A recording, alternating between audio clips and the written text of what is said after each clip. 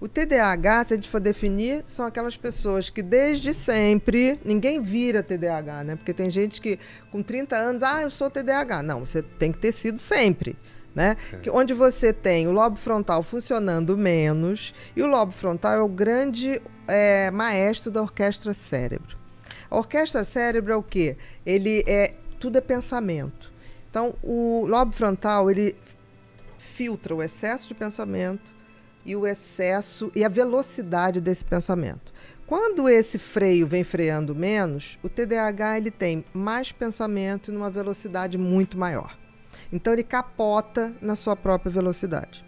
Tem muita inteligência, tem tudo, mas ele de vez em quando capota, como se fosse uma Ferrari, só que ele não sabe conduzir a Ferrari. Entendi. Para acidentar é muito mais fácil. O autismo, você pode ter hiperatividade física. Acontece isso com o autismo. E as pessoas confundem TDAH com hiperatividade física. Não. A hiperatividade do TDAH é mental.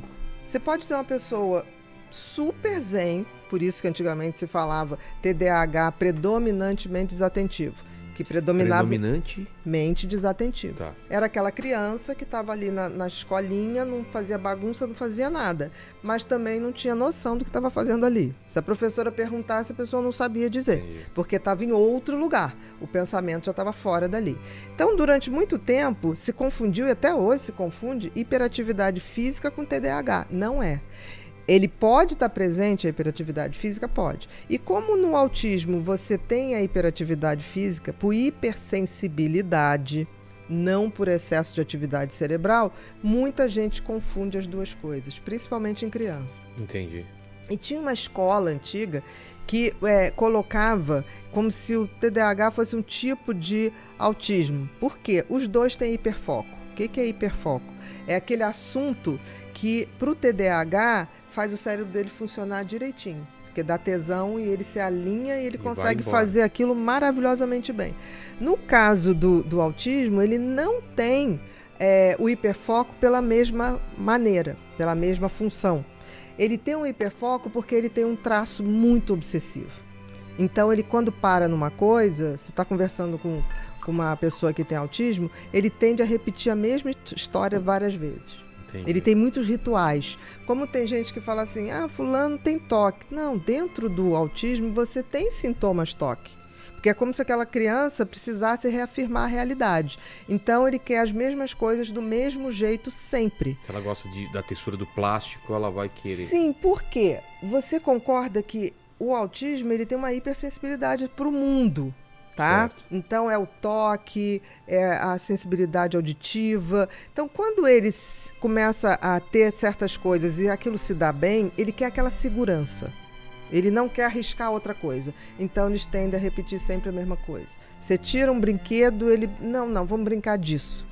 Criança brinca com o que gosta, mas, por exemplo, a criança com autismo, ele vai ser o mesmo adulto querendo brincar com os mesmos jogos. Entendi. Por exemplo, eu tenho um paciente que tem mais de 50 anos, ele todo sábado tem que jogar um determinado jogo, que é o jogo que ele jogava quando criança. O mesmo jogo. Aquilo dá uma segurança para ele? Aquilo dá uma estabilidade. Entendi. Como tipo assim, para ele é tão difícil entender o mundo, porque o mundo é muito cheio de estímulos, né? Então, para ele, aquilo é tão assustador que ele compõe o mundo dele de uma forma mais tranquila. Entendi. Por exemplo, por que ele tem muita dificuldade em socializar? Porque, na realidade, existe um excesso de sinapses no autismo. Ele nasce porque até 5 meses, por exemplo, está tudo formado. A partir de 5 meses até o nascimento, existe um processo de lapidação. Tira tudo que é excesso. Excesso de sinapses, excesso de células de sustentação. É como se fosse uma obra. Você, no final, você vai tirando o excesso de argamassa, o excesso da pintura. O que acontece com as pessoas que têm autismo é que isso não acontece. Eles nascem com um excesso. Por isso esse excesso de irritabilidade, de som, de sensibilidade. Então eles ficam muito confusos. E isso tira deles uma coisa que a gente tem, que eu leio a sua fisionomia. Isso é feito pelos neurônios numa velocidade de 0,0002 segundos. Rápido. O que acontece? Ele vai ter 0,02, que ainda é muito rápido. Mas ele perde porque a gente faz micro expressões que tem que ser lida imediatamente para eu entender se você está entendendo o que eu estou falando, se você está gostando. Eles não conseguem ver isso na velocidade de uma conversa. Eu entendi. E aí eles não sabem o que você está querendo dizer. Entendi. Tanto que você tem um livro que se chama Mãe Me Ensina a me relacionar, alguma coisa. Mãe me ensina. Porque eles precisam, tanto que o ABA, que é um método que você trata autismo, você ensina ele, você reproduz com ele o que seria o sentimento das outras pessoas. Entendi. Porque ele tem dificuldade de captar. Pela falta de velocidade. E de repertório também, porque você não tem essa velocidade. Exatamente. Então eles perdem esses fragmentos, por isso é tão difícil eles socializarem. Entendi. E você está falando uma coisa, ele continua naquele mesmo assunto. Então ele é capaz de ficar falando horas de um assunto e que não você... é capaz de perceber da pessoa. Não, que você está entediado, que você está irritado. Pessoa que não conhece, porque aos pouquinhos você vai mudando ali o assunto e ele volta naquele assunto. Então, assim, se a pessoa não entender isso, acha que a pessoa está implicando. Entendi. E não está implicando, entendeu? Mas as perguntas sobre TDAH eram o quê? Minha mãe queria fazer uma pergunta sobre isso ou não? Cadê o microfone para ela, por favor? Fala. Fala, Ana meu amor. Beatriz, eu sou professora aposentada, né? E eu vejo uma diferença tão grande, essa geração agora, a começar pelos meus netos, né? Uma geração que não consegue resolver os problemas mínimos. E então tudo Problema é doença. da vida, você está falando? Da Ou problema vida. de... Ela está falando em relação à frustração, né? A frustração. E eles estão sempre insatisfeitos, tem tudo, né? Estão sempre insatisfeitos. E você vê, assim, a minha filha ainda atua, né, como professora. Quando eu lecionava, era 1 ou 2 casos.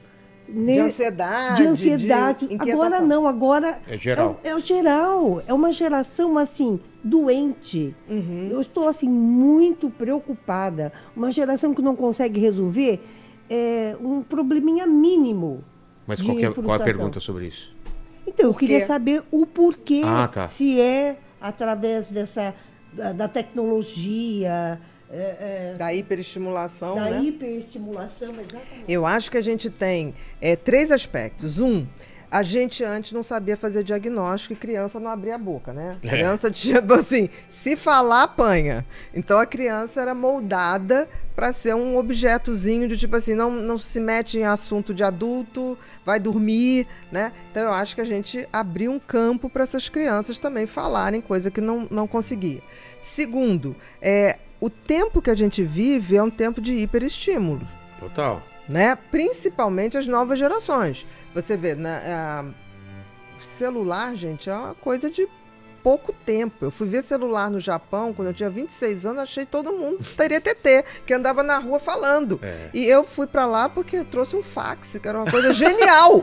Mas que ninguém... Passava um negócio aqui, lá do outro lado. Eu, quando tava no Japão, o cara falou facsimile. Eu falei, nossa, mas o que eu vou fazer com isso?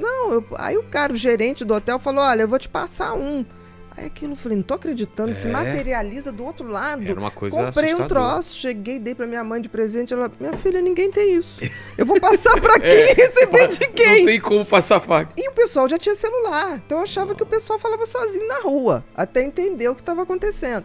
E isso eu tinha 26 anos. Quer dizer, não foi em outro... Foi em outro século, desculpa. Foi outro...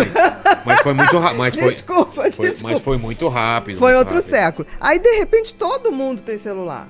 O meu E a primeiro gente acha celular... natural falar com um aparelho no meio da rua sozinho, Não, né? e tirar foto. Tirar foto, Você vê as pessoas fazendo assim, entendeu? Em qualquer lugar. Sai da fila e diz, você pode tirar uma foto pra mim? Coisa inimaginável, né? A gente faria isso. Então, eu acho que esse hiperestímulo que a criança tem que estar conectada e é feito de uma tal maneira que captura, né? Claro. A programação infantil é feita...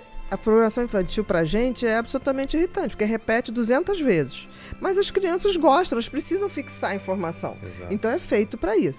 Então eu acho que existe um hiperestímulo. As crianças não precisam nada qualquer restaurante, a criança está dá um Tablet. tablet ou celular, a criança fica muda, É. né? Capturada, totalmente capturada. E eu acho também que tem uma terceira, que os pais das novas gerações, a gente não tem muito mais sacrifício hoje. A gente pode dar uma vida muito melhor para os filhos, de uma forma geral. Isso aconteceu em todas as classes. Por pior que seja a vida hoje, até de uma pessoa mais pobre, ela tem maiores possibilidades de conseguir um auxílio, maior possibilidade de fazer uma vaquinha. Quantas pessoas na internet, eu acho isso lindo, que promove vaquinhas a pessoa para ter uma casinha, para ter participo de várias até. Então, eu acho que as pessoas e os pais têm essa coisa assim, não quero passar o sofrimento que meu filho passou. O que é uma grande burrice. Porque, assim, tirar uma criança da zona de conforto é a melhor maneira dele amadurecer.